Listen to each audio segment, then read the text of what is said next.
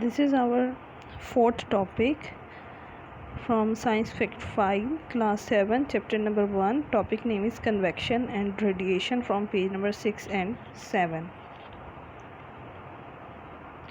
First, I will tell you about convection. Convection is a way in which heat travels. It occurs when heat is transferred by the movement of liquid or gases.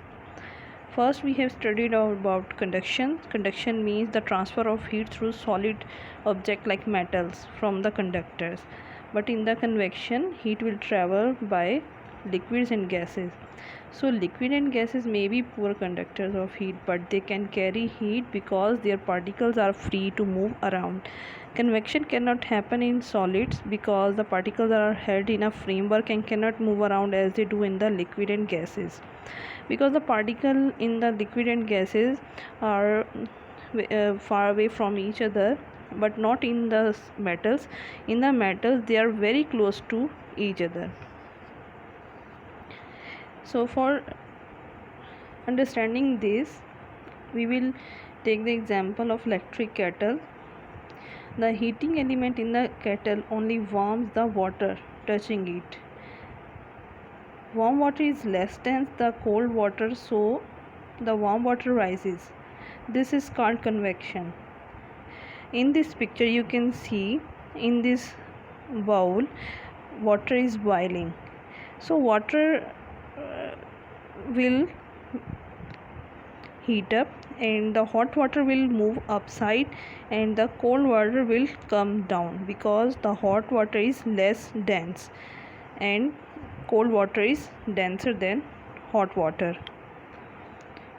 Cold water replaces the rising warm water and this is in turn also becomes warm and rises. A continuous circulating stream is set up in the kettle. This is called a convection current. So hold this, a cold water is coming down and hot water is going up. This cycle or this movement of water molecules is called convection current. The transfer of heat by the movement of a fluid, usually as the result of convection. This is called convection current. In this, one more example is there. A room is also a good example in winter season. Heat energy must travel through gases because our room can be warmed by a heater. First we have studied convection by the liquid and now this is convection by the gases. So warm air is less dense than cold air, so the warm air above the heater rises and is replaced by denser cold air.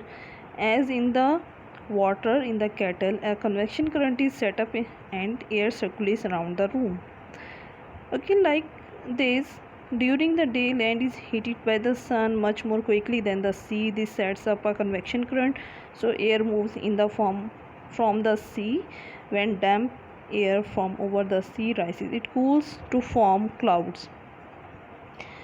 In the winter season you can also check this convection current.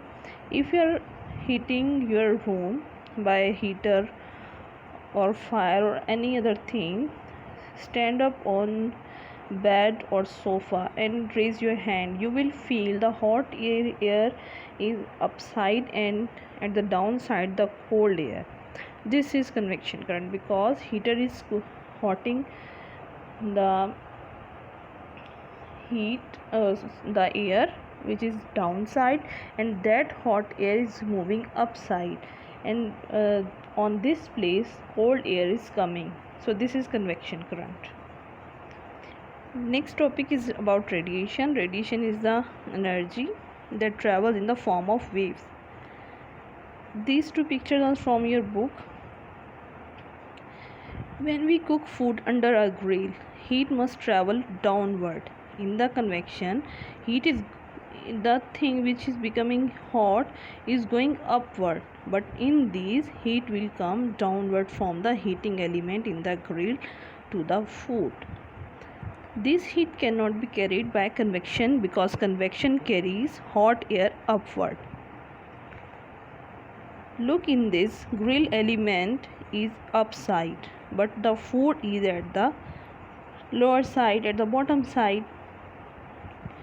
So this will happen in radiation, that grill element will produce heat, and that heat will not move upward. The heat cannot be conducted to the food because air is bad conductor of heat. So there must be another way of moving heat to the food. This is by radiation. Heat travels as a tiny electromagnetic waves called infrared waves. The hotter an object, the more infrared radiation it emits. No particles are involved. Unlike in the process of conduction and convection, there is no matter or no anything from which heat can travel. So in this radiation, the heat will travel through waves. So radiation can even work through the vacuum of space. This is why we can still feel the heat of the sun although in 150 million kilometer away from the earth. So the light of the sun is coming to the earth and we are getting hot, and the water of the sea is getting hot because of this radiations. Emitters and absorbers. The object that are good emitter are also good absorbers. A black surface is an excellent emitter as well as an excellent absorber. If the same surface is silvered, it becomes a poor emitter and poor absorber. Okay, white and or silvery surfaces are poor absorbers because they reflect most of the radiation. That's why they are poor absorber or emitter. This is why in hot sunny countries houses are often painted white to keep them cool.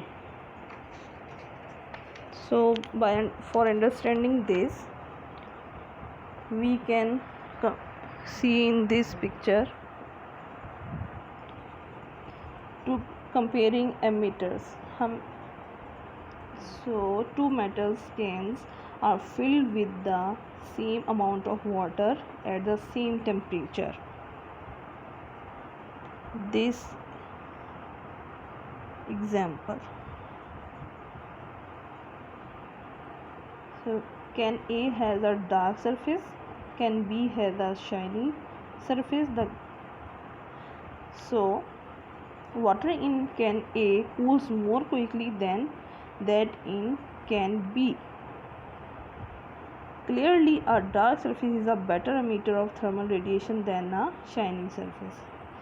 Now we will see in this example, we will compare absorber. In this,